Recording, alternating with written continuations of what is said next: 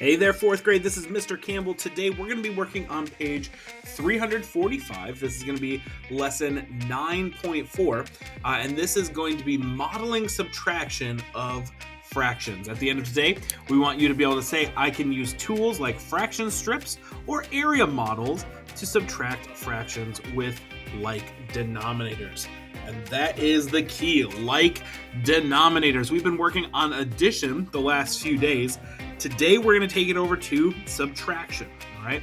Now, in order for us to be able to do this well, we need to remember what are those words and what do they mean. So down here, we're going to review real quick, all right? So if I have my fraction, all right, and my fraction is 3/4, all right? The numerator is on top, right? That's our numerator. And our denominator is on the bottom. Down below is our denominator, right? Our numerator tells us how many parts or pieces do we have. All right, so how many do we have? What are we talking about? And then our denominator is how many pieces or parts to make whole. All right, and that's our denominator. So in this case, if we have 3/4 and we're talking about a candy bar today, we'll talk about a candy bar. All right, and if I have a candy bar, well, the whole candy bar is going to be broken into 4 pieces. All right, 1, 2, 3, 4. So here's my candy bar. And let's just say that I gave one of those pieces to Miss Hanley. I gave one to Miss Benner, and I ate one myself. How many pieces have been eaten? Well, there's been 1, 2, 3 pieces, all right, that we've used. And how many does it take to make the whole thing? 4. So that's why 3 out of the 4 are gone here. That's what 3/4 means. Well, let's go ahead and turn to page 346. So go ahead and flip over with me. And as we take a look here on page 346, we're going to be talking about our fractions. And in order for us to subtract them, just like we've been doing with addition, they have to have like denominators, which means they have to be common or the same. They're all meaning the same thing. Common, like, and same denominator. All right. So it says if a flower garden is divided into eighths, if 2/8 of the garden is used to grow yellow roses, what fraction is left to grow other flowers? So here is our garden. They decided to make them into equal triangles, right? So I've got 1, 2, 3, 4, 5, 6, 7, 8, and 2 of them have yellow colored in here. So we know it's going to take 8 to make the whole thing, right? So down here, that's exactly what they've shown us. They said it's going to be 8/8 would be the whole thing. All right, so we've got all of our eighths down here. We're going to take 2 of those out to find out what's left of our garden. So 8/8 minus 2/8. Now what that means is 8/8 can be broken into 8 1/8 pieces, and then we can take 2/8 out of there, which leaves us with how many? Well, that's what they've got down here for us. It says 1/8, 2/8, 3/8, 4/8, 5/8, 6/8 are left. So that's what our answer is. 8/8 minus 2/8 equals 6/8. All right. And you might see the pattern that we were working on with addition already. My 8 has stayed the same as my denominator. And if they're all the same denominator, I can just subtract my numerators. That's just a different way of looking at it. But when we're using our fraction strips, this is what it would look like. All right, well, let's go ahead and come over here to box C. It says find another way. Find 8/8, which is our 1 whole, minus 2/8. So here we have our number line going all the way over to 1, and it's been broken into 1, 2, 3, 4, 5, 6, 7, 8 parts, or 1/8, 1/8, 1/8, all the way across. All right. Well, what they did is they took these and pulled them out, and we're asking how many are now left over here. If we took these 2/8 out, how many are left? Well, there's 1, 2, 3, 4, 5, 6. And how many did we need to get all the way across? 8.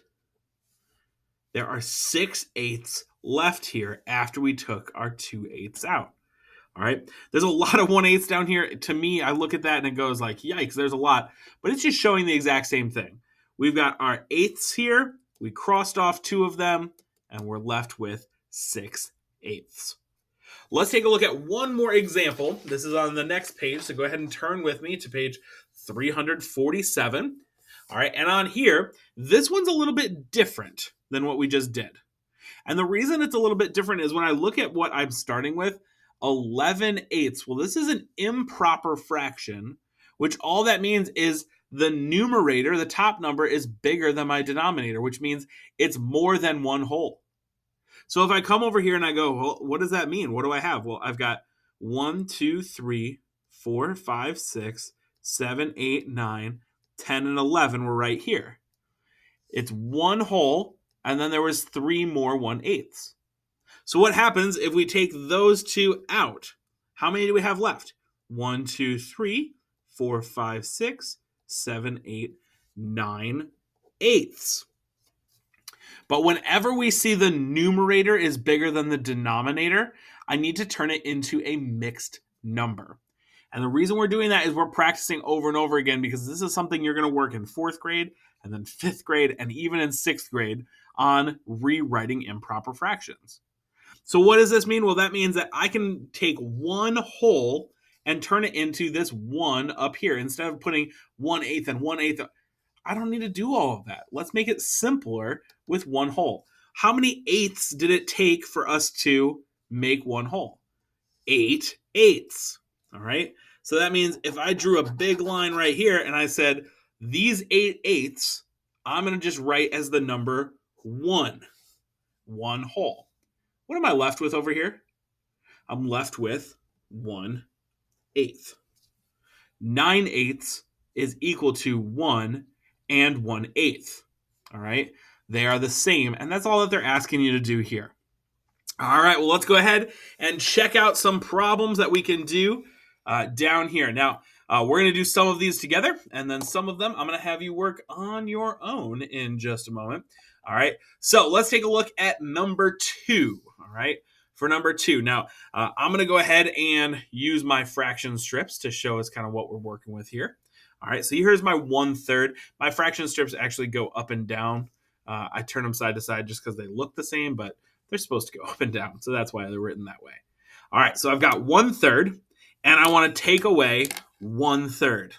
I hope that you're seeing where this is going. All right, if I've got a 1/3 and I take it away, oops, I bumped into my camera. What am I left with here? I don't have anything, right? I have 0 out of how many? Well, it still takes 3 to make the whole, but if I had 1 and I took 1 away, I'm left with 0/3. All right?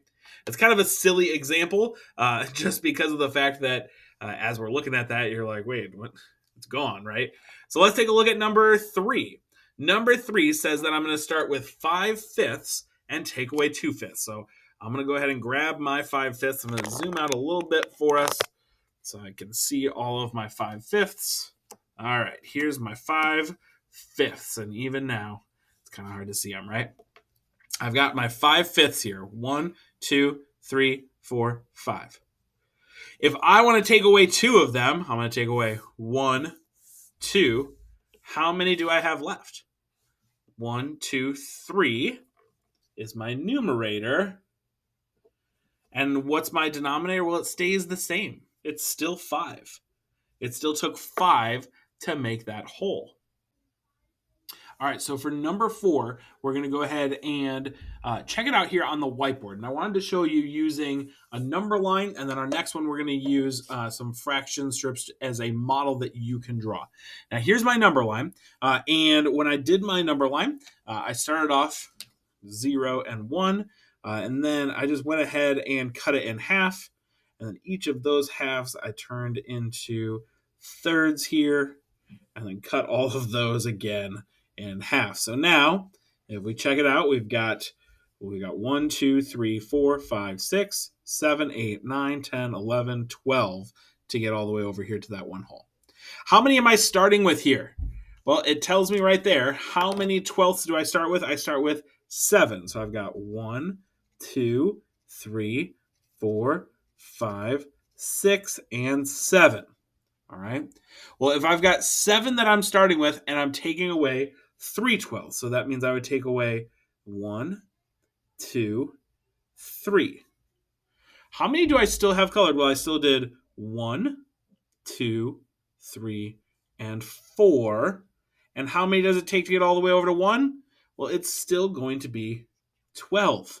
All right, it's still going to be 12. So 4 twelfths is still what I will have there.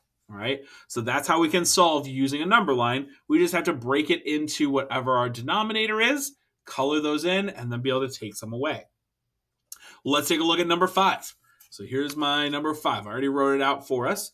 All right, for number 5, it says I've got 7/8 minus 1/8. So here I drew a rectangle, and then I cut it in half, and then I cut those halves in halves, and then I cut it the long way. And now I have 1, 2, 3, 4, 5, 6, 7, 8. All right, I'm starting with 7/8, so I'm going to shade in 1, 2, 3, 4, 5, 6, 7. All right, I've shaded in 7 of them, and how many do I want to erase? I want to take away 1/8. So I'm going to come over here, and I'm going to erase one of those, and then I can ask myself, well, how many do I have left? 1, 2, 3, 4, 5, 6. That's going to be my numerator because I have 6 pieces. And how many pieces does it take to make a whole? 1, 2, 3, 4, 5, 6, 7, 8. The 8 stays the same all the way across when we're doing our subtraction. So you can always use a whiteboard. You can use the space that's on your paper if you want to draw these out. You can go ahead and solve them in different ways. Now, when you do your independent practice in just a moment, all right, let me zoom in a little bit for us here. All right, when you're doing your independent practice, keep in mind, they're showing you fraction strips. They're showing you how to use that number line. But you can also remember that if our denominators are the same, we can also subtract going across our numerators. All right, so we can still do that. If our numerator is bigger than the denominator, you know that we're going to have to turn it into a mixed number. All right, so you can still work on those different parts here as well.